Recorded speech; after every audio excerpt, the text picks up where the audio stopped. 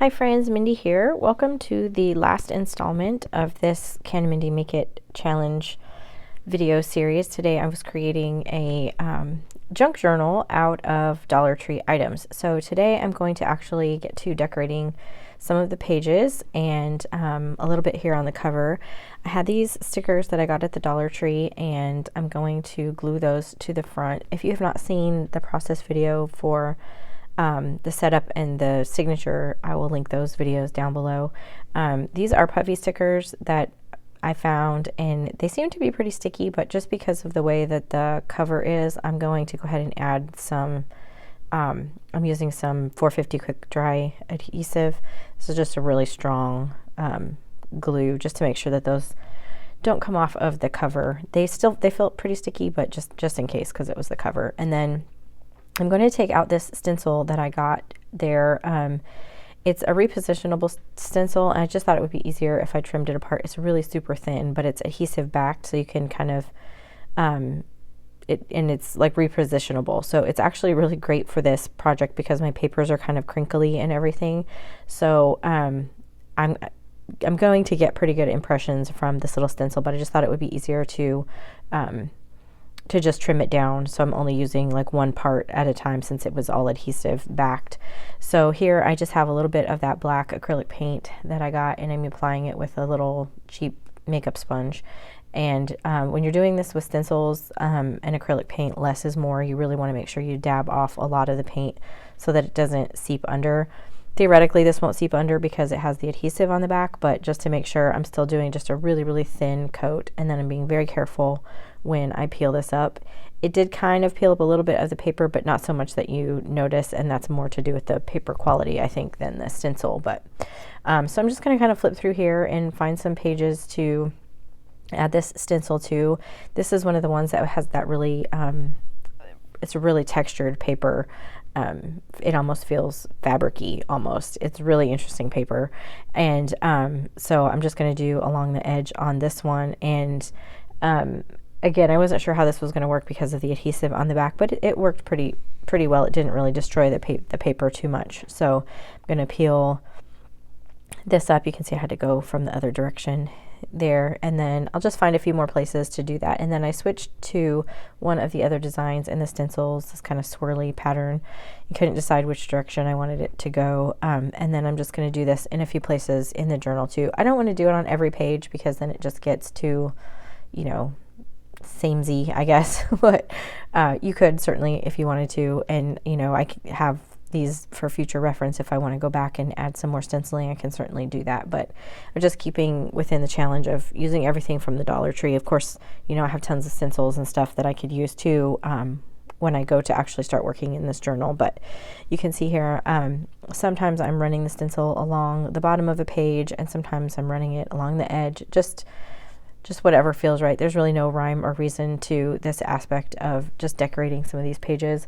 I'm not completely decorating all of them because I want to make sure I have room to work in this journal. So I don't want to overly decorate all of the pages, and it's easy to kind of get carried away when you have all of these blank pages. So I'm trying to kind of temper that a little bit. So I'm just adding some stenciling here along this edge. And then this one was a little bit tricky, this stencil, because it had some really, really fine, thin aspects to it. So I felt like when I was pulling it up, I was afraid I was actually going to tear the stencil.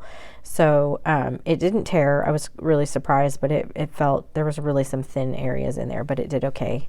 And then on this little section, I'm just taking one of those squares from that stencil, just one little section, and just putting it down in the corner. I just kind of wanted to see how that would work. So I stenciled several pages in there, and then I'm taking a fan brush and I watered down that acrylic paint, and now I'm actually going to go through and add some splatters. And this I actually did to every single page. Not a ton of them, just a little bit, just enough to tie it all together and make it cohesive so that there's this black running all the way through the journal, but not enough to like obstruct any areas where you would do writing or anything like that. So I'm going to set that off to the side because I have these journaling cards. Well, I made them into journaling cards. These were flashcards that I also coffee dyed, and I put on the back, I just created some areas that I can do some journaling. I made this one into a little tablet with that manuscript paper, And then I need to make some pockets for these to live in my journal. So I only pulled out 4 of these of the flashcards that I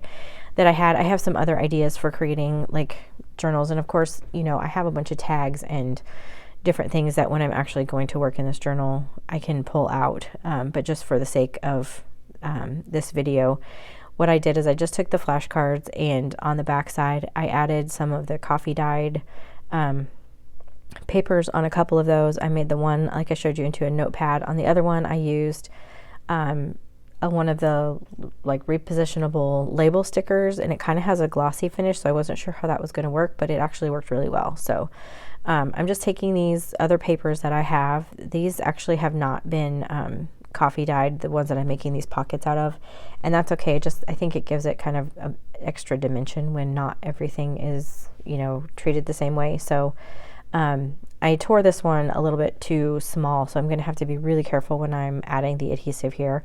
I am using some Barely Art glue. This is just what I had in my stash. It's one of the things that I did not buy, obviously, from the Dollar Tree, but they do have, PVA glue and stuff that you could use, even glue sticks I saw there. So I'm just going to go through and kind of, with no rhyme or reason, just make some pockets. And this paper is kind of, it almost looks marbled, but it has a really good texture as well. It was in that same paper pack. And so I'm just creating a little tuck spot. I only glued that one down on 2 corners. And then I'm using another one of these really textured pieces, just going to create a pocket down here along the bottom. I just tore it just for some extra interest.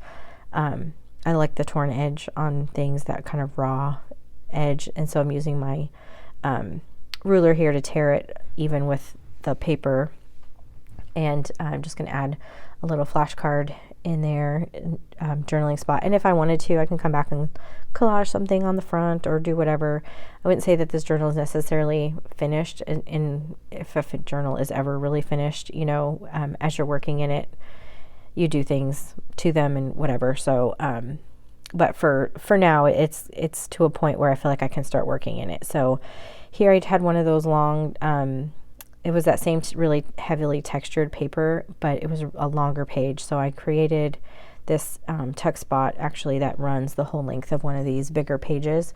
And you can tuck all kinds of things in here. I'm going to put one of those flashcards in there.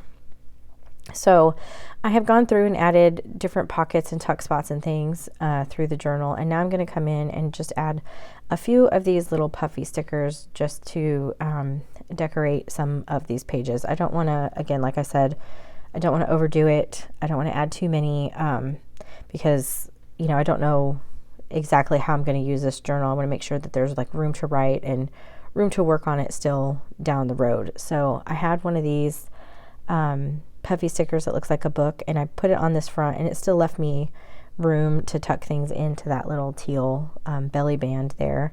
And then I'm just going to flip through here and just kind of find things in pockets, and just, again, there's no rhyme or reason to where I'm putting these pockets. It's just doing what feels right. I had this little scrap of text paper from the book, and so I just created a little section of that. Again, I put it upside down. And then I have one of these little stickers, and it actually says New Testament on it, which I thought was really cool. So I'm putting that down, just kind of creating a little mini collage right there. And then again, I'm just going through, finding some spaces. I'm using some of the leftovers that I tore off to add a little bit of interest to the bottom of this pocket. And then I'm going to stack or put this sticker that looks like a luggage stack here on there. And these stickers, I was surprised, they seem pretty sticky, so I think they're going to be okay. If I may have to come back and put some adhesive on them later, but for right now they seem okay.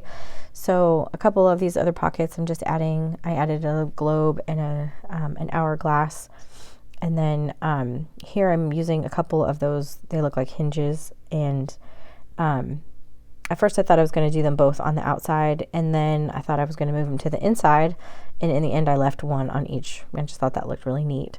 And then I have these little like diamond shaped ones, and I just put those in the corners of some of these. And again, I'm not trying to like overly decorate this. I'm just trying to get some of these stickers that I purchased into the journal, and I can always add more down the road. So I'm going to do a quick flip through here of the completed journal. And again, this was made using all Dollar Tree items. So it got pretty chunky, which is good. And I wish you could kind of feel the texture of it, because it really does look and feel like leather almost. And because I coffee dyed all the papers, it smells really good too, which is funny. But every time you open it up, you get like a whiff of coffee. So I'm just going to flip through here. And while I'm doing that, if you have any ideas for future Can Mindy Make It challenge videos, feel free to leave them down in the comments or on my Instagram. I'm Minder78 over there. I'll leave that linked in the description below. And then and be sure to follow the hashtag and tag me if you end up creating anything like this too, so I can see what you've done. But I'd appreciate any ideas that you have for upcoming videos for this series. And I'd appreciate it if you like this video. It just helps other people find my channel as well. And here's where that little notepad is. And then I just created some little tuck spots and everything. So anyway, subscribe if you haven't already. And until next time, bye-bye.